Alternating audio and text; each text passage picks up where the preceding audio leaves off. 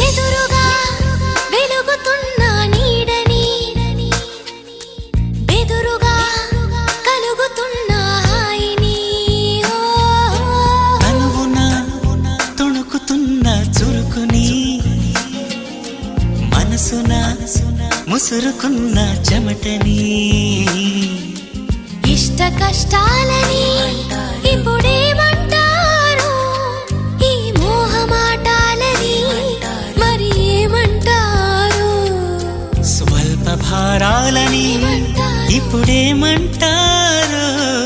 సమీప దూరాలని అసలేమంటారు